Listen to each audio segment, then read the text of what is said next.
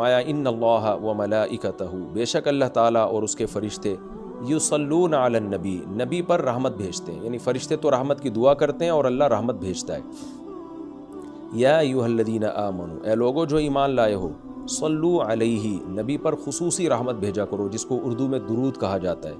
وسلموا، اور سلامتی بھیجا کرو، تسلیمہ، سلامتی بھیجنا، یعنی خوب سلامتی بھیجا کرو۔ تو یہ آیت جب اس آیت کی وجہ سے علماء نے یہ مسئلہ فقہاء نے بیان کیا ہے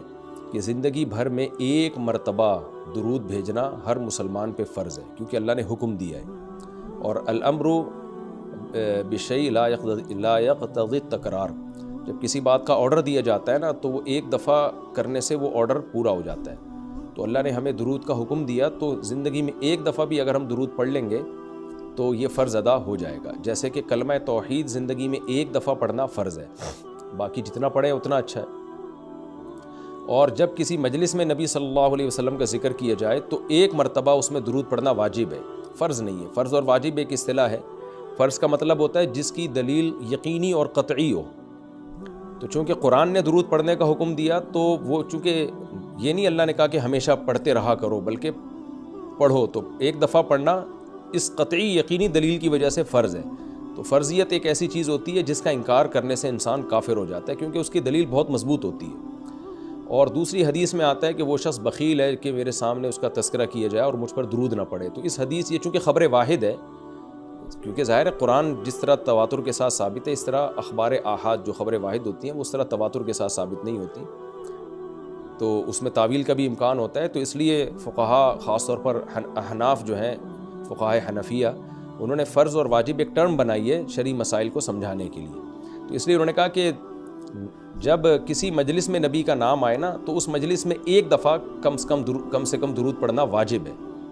واجب کا درجہ تھوڑا سا فرض سے نیچے ہوتا ہے کیونکہ وہ حدیث سے ثابت ہے۔ تو اور پھر جب بار بار نبی کا نام آئے تو پھر بار بار پڑھنا واجب نہیں ہے، کیونکہ اس میں حرج ہے۔ ہاں مستحب ضرور ہے کہ جتنی دفعہ پڑھیں، جب بھی نبی صلی اللہ علیہ وسلم کا نام آئے تو لازمی درود شریف پڑھا کریں، یہ تو مستحب ہے۔ نبی صلی اللہ علیہ وسلم نے فرمایا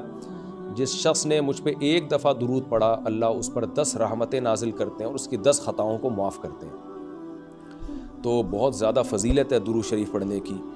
اور یہ بڑی عجیب بات ہے کہ درود شریف جو ہے یہ اصل میں اللہ کی عبادت ہے۔ یہاں میں آپ کو ایک دلچسپ مسئلہ بھی بتاتا چلوں۔ شرعی مسئلہ یہ ہے کہ جب ہم کوئی منت مانتے ہیں نا، منت کہ اگر اللہ نے میرے مریض کو شفا دے دی تو میں اتنے روزے رکھوں گا، میں یہ کروں گا، میں یوں کروں گا، تو اس عمل کو منت کہا جاتا ہے کہ باقی اگر آپ ٹھیک ہو گئے تو آپ پر لازم ہوتا ہے کہ آپ وہ کام کریں۔ تو منت میں یہ ضروری ہے کہ آپ جس چیز کی منت مانیں وہ عبادت مقصودہ ہو اور اس کی جنس میں سے لازم بھی ہو، یعنی عبادت میں کامل عبادت ہونی چاہیے، وہ عبودیت کا عنصر اس میں ہو۔ جیسے آپ نے منت مانی کہ اگر جو ہے میں امتحان میں پاس ہو گیا تو میں 3 روزے رکھوں گا، تو روزے عبادت ہے، مقصود ہے، یعنی عبادت مقصودہ میں سے۔ لیکن اگر آپ نے منت مانی کہ میں اگر امتحان میں پاس ہو گیا تو میں وضو کروں گا، تو وضو چونکہ مقصود نہیں ہے، عبادت مقصودہ نہیں ہے، وضو سے مقصد تو نماز ہوتی ہے، تو وہ منت آپ کے اوپر لازمی نہیں ہوگی۔ آپ نے اگر منت مانی کہ جی میں صدقہ کروں گا، تو صدقہ عبادت مقصودہ ہے اور اس کی جنس میں سے جو زکوٰۃ ہے وہ واجب بھی ہے۔ روزے کی جنس میں سے رمضان کا روزہ واجب ہے۔ آپ نے نفل نماز کی منت مانی تو بھی منت پورا کرنا آپ پر لازم ہے، کیونکہ نفل نماز جو ہے وہ عبادت بھی ہے اور اس کی جنس میں سے یعنی فرض نماز آپ پر لازم بھی ہے۔ تو اگر دونوں میں سے ایک شرط بھی نہیں پائی جائے گی تو منت پھر منعقد ہی نہیں ہوتی ہے۔ جیسے آپ نے کہا کہ میں جو ہے وہ اگر امتحان میں کامیاب ہو گیا، پاس ہو گیا، تو میں جو ہے اپنے والدین کی خدمت کروں گا، تو یہ خدمت ثواب تو بہت ہے لیکن عبادت مقصودہ نہیں ہے، عبادت مقصودہ نہیں ہے۔ تو یہ منت آپ پر پورا کرنا لازم نہیں ہوگی۔ خدمت تو کرنی چاہیے، ماں باپ کی خدمت سے بڑھ کر تو دنیا میں کوئی نیکی نہیں ہے، لیکن عبادت مقصودہ نہیں ہے۔ مقصودہ کا مطلب نماز، حج، یہ سب چیزیں جو ہے نا مقصود میں آتی ہیں۔ یہ کسی عارضے کی وجہ سے اللہ نے ہمیں حکم دیا ہے کہ تاکہ ماں باپ کو پریشانی نہ ہو۔ یہی وجہ ہے کہ اگر خدمت کے محتاج نہیں ہوتے تو پھر خدمت واجب بھی نہیں ہوتی، ان کی خدمت کے محتاج ہوتے ہیں تو واجب ہوتی ہے۔ لیکن نماز تو جب بھی ٹائم آئے گا آپ پر لازم ہوگی، زکوٰۃ تو سال گزرنے کے بعد جب بھی صاحب نصاب ہوں گے آپ پر لازم ہوگی، چاہے غریبوں کو ضرورت ہو یا نہ ہو، آپ پر تو زکوٰۃ واجب ہوتی رہے گی۔ تو اب علماء کا اختلاف ہوا ہے کہ اگر کوئی شخص درود شریف کی منت مانتا ہے تو کیا اس پر درود شریف کی منت پوری کرنا لازم ہے؟ تو بعض علماء نے کہا کہ نہیں، کیونکہ درود شریف بھی عبادت مقصودہ میں سے نہیں ہے۔ اس کی پہلے میں اور آسان مثال دیتا ہوں، جیسے تلاوت۔ علماء کہتے ہیں اگر کوئی یہ منت مانتا ہے کہ اگر میں امتحان میں کامیاب ہو گیا تو میں 3 پارے تلاوت کروں گا، تو یہ منت پوری کرنا بھی واجب نہیں ہے، کیونکہ قرآن پڑھنا بہت زیادہ ثواب تو ہے لیکن عبادت مقصودہ نہیں ہے، بلکہ مقصد قرآن سے کیا ہے کہ آپ کا دل بنے اور آپ کو آخرت کی یاد تازہ ہو، آپ کو شرعی احکام کا علم ہو۔ ثواب بہت ہے، ہر ثواب کا کام اصطلاحی عبادت نہیں ہوتا، خوب سمجھ لیں۔ عبادت کی بھی 2 قسمیں ہیں، ایک عبادت ٹرم ہے، اصطلاح ہے، اور ایک عبادت مجازن ہم عبادت، ہر اچھے کام کو عبادت کہتے ہیں۔ اس لحاظ سے تو کھانا کھانا بھی عبادت ہے کہ اگر آپ کی نیت اچھی ہے اس سے، لیکن ایک ہوتی ہے مقصود عبادت، تو مقصودہ عبادت میں سے نہیں ہے۔ ثواب بہت ہے قرآن کی تلاوت کرنا، اللہ سے محبت کی علامت ہے، بغیر سمجھ کے پڑھنا بھی بہت بڑی نیکی ہے، قرآن بغیر سمجھ کے پڑھنا بھی، لیکن قرآن کی تلاوت کی منت جو ہے وہ منعقد نہیں ہوتی۔ تو اسی طرح اب یہ اختلاف ہوا ہے کہ اگر کوئی درود شریف کی منت مان لیتا ہے کہ اگر میں امتحان میں کامیاب ہو گیا تو میں 100 دفعہ درود شریف پڑھوں گا، تو کیا یہ منت پوری کرنا واجب ہے یا نہیں؟ تو بعض علماء کہتے ہیں کہ واجب نہیں ہے۔ وجہ اس کی ہے کہ درود شریف عبادت مقصودہ نہیں ہے، کیونکہ درود شریف کا مقصد تو یہ سید الانبیاء محمد صلی اللہ علیہ وسلم سے محبت کا اظہار، تو یہ نماز روزے کی طرح نہیں ہے۔ لیکن راجح قول یہ ہے، جس پہ فتویٰ دیا گیا ہے، کہ یہ منت پوری کرنا واجب ہے، کیونکہ درود شریف عبادت مقصودہ ہے، اور عبادت مقصودہ ہے اور اس کی جنس میں سے واجب بھی ہے، فرض بھی ہے۔ تو فرض کیسے ہے؟ کیونکہ قرآن نے ہمیں حکم دے دیا، اب زندگی میں ایک دفعہ درود شریف پڑھنا فرض ہو گیا۔ یہ مسئلہ تو آسانی سے سمجھ میں آ گیا کہ فرض کیسے۔ اب یہ ایک سوال پیدا ہوتا ہے، عبادت مقصودہ کیسے ہے؟ نبی صلی اللہ علیہ وسلم کی تو عبادت جائز ہی نہیں ہے۔ اس کا بڑا دلچسپ جواب دیا حضرات فقہا نے کہ درود شریف اصل میں اللہ کی عبادت ہے، جو ہم اللہ کو خوش کرنے کے لیے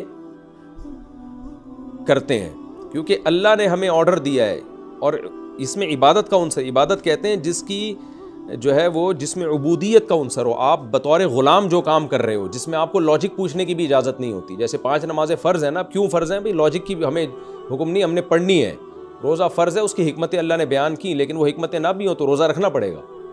تو درود شریف بھی عبادت مقصودہ میں سے ہے، اس لیے کہ اللہ نے ہمیں حکم دیا، تو ہم اللہ کو خوش کرنے کے لیے اللہ کی غلامی کے طور پر پیغمبر پر درود بھیجتے ہیں۔ تو اس سے درود شریف کی اہمیت بہت زیادہ بڑھ جاتی ہے، اور اس میں بہت ساری حکمتیں حاصل ہو جاتی ہیں کہ ہم اللہ کو راضی کرنے کے لیے، کیونکہ اللہ نے ہمیں حکم دیا ہے، جیسے نماز کا حکم دیا، زکوٰۃ کا حکم دیا، اللہ نے کہا کہ تم یہ عبادت کرو گے میری، یہ ہوگی میری، کیونکہ دعا عبادت ہے۔ دعا میں کیا ہوتا ہے؟ ہم اللہ سے بھکاریوں کی طرح مانگتے ہیں، تو اللہ نے کہا اور دعائیں تم مانگو نہ مانگو، یہ والی تو اسپیشلی تم پہ فرض ہے۔ ایک تو علی طلاق دعا مانگنا ہے نا، لیکن اسپیسیفک کوئی مخصوص دعا مانگنا تو فرض نہیں ہے، لیکن یہ والی دعا مانگنا ہم پہ اللہ نے فرض کیا ہے کہ تم نے پیغمبر کے لیے رحمت کی دعا کرنی ہے، یہ تم پہ فرض ہے، یہ مجھے خوش کرنے کے لیے فرض ہے۔ تو یہ عبادت ہے، لیکن اللہ کی عبادت ہے، اور نبی کے لیے دعا ہے یہ۔ تو اس سے درود شریف کی اہمیت بھی بہت بڑھ جاتی ہے، اور ہمیں سید الانبیاء صلی اللہ علیہ وسلم کی اہمیت کا بھی پتہ چلتا ہے کہ اللہ نے پیغمبر پہ درود بھیجنے کو اپنی عبادت قرار دے دیا ہے۔ تو سید الانبیاء صلی اللہ علیہ وسلم کی بھی ویلیو بہت زیادہ بڑھ جاتی ہے۔ جیسے قرآن میں آتا ہے نا کہ وَرَفَعْنَا لَكَ ذِكْرَكَ، ہم نے آپ کے تذکرے کو بلند کیا ہے۔ تو کیسے بلند کیا؟ علماء نے اس کا جواب دیا کہ نماز میں بھی درود شریف ہے، اور اتحیات میں نبی صلی اللہ علیہ وسلم پہ سلامتی بھیجنے کو اتحیات کا حصہ بنا دیا گیا ہے، اور اذان میں اشہد ان لا الہ الا اللہ کے ساتھ اشہد ان محمد رسول اللہ کو بھی ایڈ کیا گیا ہے۔ تو اس سے سید الانبیاء صلی اللہ علیہ وسلم کی بہت زیادہ فضیلت ثابت ہوتی ہے۔ تو اس لیے درود شریف کا اہتمام کرنا چاہیے۔ جیسے شریعت میں بعض عبادتیں بعض اوقات میں زیادہ پسندیدہ ہیں، آپ دن میں نوافل پڑھیں اس کا بھی ثواب ملتا ہے، لیکن یہ نوافل آپ رات کے آخری حصے میں پڑھیں تو تہجد بن جائے گی، بہت زیادہ ثواب ہو جائے گا۔ آپ روزہ رکھیں عام دنوں میں ثواب ہے، پیر جمعرات کو زیادہ ثواب ہے، ایام بیز میں زیادہ ثواب ہے، رمضان کا تو بہت ہی زیادہ ثواب ہے، عاشورہ کا بھی ثواب ہے۔ تو جیسے جتنی بھی عبادتیں ہیں وہ خاص دن اور خاص اوقات میں ان کی فضیلت بڑھ جاتی ہے، تو ایسے ہی درود شریف کے بارے میں حدیث میں آتا ہے کہ عام دنوں میں بھی درود شریف میں بہت ثواب ملتا ہے، لیکن صحیح حدیث سے یہ بات ثابت ہے کہ جمعے کے دن درود شریف پڑھنا عام دنوں سے زیادہ افضل ہے۔ اسی وجہ سے ہمارے اکابر کا ہمیشہ سے معمول رہا ہے، جو ہم نے دیکھا بھی ہے کہ وہ جمعے کے دن خاص طور پر عصر کی نماز کے بعد درود شریف پڑھنے کا بہت زیادہ اہتمام کرتے ہیں، اور جب وہ عمرے کے لیے یا حج کے لیے جاتے ہیں تو بھی مسجد نبوی میں اکثر وہ میں نے دیکھا اپنے بڑوں کو کہ وہ عصر کی نماز کے بعد نا مسجد نبوی میں صرف درود شریف ہی پڑھتے ہیں بیٹھ کے۔ ایک تو وہ جگہ ایسی ہے کہ جہاں سید الانبیاء صلی اللہ علیہ وسلم کا روضہ اطہر ہے سامنے، اور پھر وہاں جمعے کا دن بھی ہو تو، اور پھر عصر کا وقت جو ہے وہ قبولیت کا وقت ہوتا ہے جمعے کے دن، جیسے کہ حدیث میں آتا ہے نا، جمعے کے دن ایک گھڑی ایسی ہوتی ہے جس میں دعا رد نہیں ہوتی، تو جمہور علماء اس طرف گئے ہیں کہ اس سے عصر کا ٹائم مراد ہے، اگرچہ اس میں اختلاف ہے لیکن جمہور اس طرف گئے ہیں کہ عصر کا وقت مراد ہے۔ تو جمعے کے دن عصر کے وقت درود شریف کا اہتمام کرنا چاہیے، اور ویسے بھی اگر آپ کو عصر کے وقت ٹائم نہیں ملتا تو جمعے کی نماز کے لیے آپ وقت سے بہت پہلے آ جائیں، نہا دھو کے تیار ہو کے اگلی صف میں بیٹھیں، اور خطیب صاحب کا بیان شروع ہونے سے پہلے آپ تحیۃ المسجد پڑھنے کے بعد درود شریف کی کثرت کیا کریں، تو اس کے بہت زیادہ فضیلت ہے اور ہمیں اللہ نے حکم دیا ہے۔ اور علماء نے بیان کیا کہ درود شریف کو جو اللہ نے ہم پہ لازم کیا نا، اس میں ایک حکمت یہ بھی ہے کہ سید الانبیاء صلی اللہ علیہ وسلم کی بشریت ہمارے ذہن میں اور اچھی طرح بیٹھ جائے، کیونکہ پچھلی امتیں جو تباہ و برباد ہوئی ہیں وہ اس لیے ہوئی ہیں کہ انہوں نے پیغمبروں کو اتنا اونچا مقام دیا کہ اللہ کے برابر لے آئے، جیسے عیسائیوں نے حضرت عیسیٰ کو اللہ کا بیٹا بنا دیا معاذ اللہ، اور ہمارے یہاں بھی جو بدعتی لوگ ہیں انہوں نے سید الانبیاء کو حاضر ناظر مشکل کشا نے کیا بنا دیا، تو شرک کرنے لگے۔ تو درود شریف میں ایک حکمت یہ بھی ہے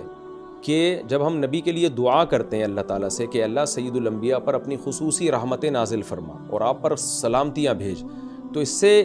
ہمیں یہ بھی پتہ چلتا ہے، یہ عقیدہ ہمارے دل میں بیٹھتا ہے کہ محمد صلی اللہ علیہ وسلم بھی اللہ کی رحمت کے محتاج ہیں، تبھی تو ہمیں حکم دیا جا رہا ہے کہ ان کے لیے دعا مانگو۔ ہاں یہاں ایک اشکال ہو سکتا تھا اس کا کہ بھئی اچھا اس کا مطلب نبی ہماری دعا کے محتاج ہیں، تو نہ نبی ہماری دعا کے محتاج نہیں ہے، اللہ کی رحمت کے محتاج ہے۔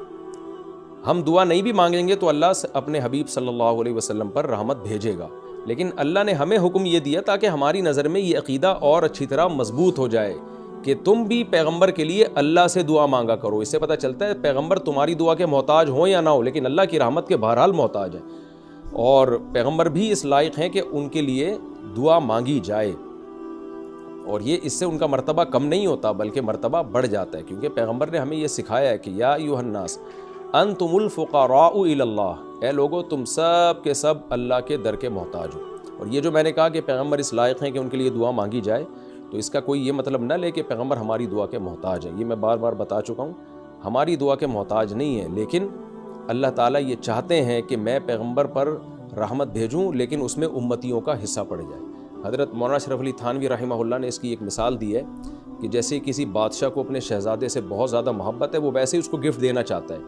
اور آپ کو پتہ ہے کہ اس نے یہ گفٹ دینا ہے، لیکن آپ جا کے بادشاہ سے سفارش کر دیتے ہو کہ بھئی ان کو یہ گفٹ دے دو۔ اس میں آپ کا مقصد یہ ہوتا ہے کہ بادشاہ نے تو کرنا ہی ہے، تو بادشاہ کے دل میں ہمارا مقام بھی بڑھ جائے گا کہ دیکھو جو کام میں چاہتا ہوں تو یہ بھی مجھ سے وہی چاہتا ہے، اور اس سے نبی صلی اللہ علیہ وسلم سے بھی آپ کا تعلق بڑھ جائے گا، اور یعنی جو شہزادہ ہے نا اس سے بھی تعلق بڑھ جائے گا آپ کا۔ تو جب ہم اللہ سے دعا مانگتے ہیں نبی کے لیے تو ہمارا اللہ کا ریلیشن بھی بڑھتا ہے، اس سے اللہ خوش ہوتا ہے کہ دیکھو میرے حبیب کے لیے یہ بھی مجھ سے کہہ رہے ہیں رحمت بھیجنے کا، اور سید الانبیاء سے بھی ہمارا تعلق بڑھ جائے گا۔ قیامت کے دن یہ چیز سفارش میں معاون اور مددگار ہو سکتی ہے۔ ان الذین یؤذون اللہ ورسولہ، بے شک وہ لوگ جو اللہ اس کے رسول کو تکلیف پہنچاتے ہیں، اللہ کو تو ظاہر ہے کوئی تکلیف نہیں پہنچا سکتا، یہاں بھی مجازاً اس کو تکلیف سے تعبیر کیا، اللہ کے حکام کی نافرمانی، اور یعنی اللہ نے اپنے رسول کی تکلیف کو اپنی تکلیف قرار دیا ہے۔ لعنہم اللہ فی الدنیا والآخرہ، ان پر دنیا اور آخرت میں لعنت ہوتی ہے، کیونکہ منافقین یہی کام کر رہے تھے نا، میں نے بتایا کہ سورت کا حاصل یہی ہے، اس میں اہم مضمون یہی بیان ہوا ہے۔ وَأَعَدَّ لَهُمْ عَذَابًا مُهِينًا، اور اللہ نے ان کے لیے ذلت والا عذاب تیار کر کے رکھا ہے۔ وَالَّذِينَ يُؤْذُونَ الْمُؤْمِنِينَ وَالْمُؤْمِنَاتِ، اور وہ لوگ جو مومنین اور مومنات کو تکلیف دیتے ہیں، عام مسلمانوں کو تکلیف دیتے ہیں، بِغَيْرِ مَكْتَسَبُوا، بغیر اس کے کہ جو انہوں نے کمایا، یعنی ایسے کاموں کو ان کی طرف منسوب کر کے تکلیف دیتے ہیں جو کام انہوں نے کیے نہیں ہیں، پروپیگنڈا کرتے ہیں، بدگمانیاں پھیلاتے ہیں تو فقد احتملوا بہتانا، تو تحقیق ان لوگوں نے بہت بڑا بہتان اٹھا لیا. بہتان کہتے ہی بہت بڑے جھوٹ کو ہیں. وہ اثما مبینہ، اور کھلا گناہ. کیونکہ تکلیف کا ایک ذریعہ یہ بھی ہے کہ کوئی بھی اچھا کام کر رہے ہو، آپ اس کی نیت میں شک کرنا شروع کر دو، حالانکہ وہ بری نیت نہیں تھی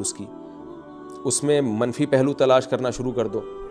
مجھے کسی نے کل کہا کہ بھائی ایک صاحب ہیں جو دین کی تبلیغ کر رہے ہیں اور یوں بائکوں پہ بیٹھ کے شو مار رہے ہیں. میں نے کہا بھائی یہ ضروری نہیں کہ شو مار رہے ہو، وہ نوجوان طبقے کو اپنے قریب کرنے کے لیے ہو سکتا ہے یہ کر رہے ہوں، کہ نوجوان طبقہ اسی طرح سے بائکوں کے ذریعے قریب آ جائے گا. تو دل کی حالت تو کسی نے نہیں دیکھی نا، تو ہم فوراً کسی کے عمل کو نیگیٹو کیوں لے کے چلے جاتے ہیں. تو اس میں بہت احتیاط کی ضرورت ہوتی ہے کہ آپ نے کسی کی طرف وہ عمل منسوب کر دیا جو وہ کر نہیں رہا. آپ نے کہہ دیا کہ یہ شو مار رہا ہے، حالانکہ وہ نہیں شو مار رہا. آپ نے کہہ دیا وہ دکھلاوا کر رہا ہے، حالانکہ اس کی نیت دکھلاوے کی نہیں ہے.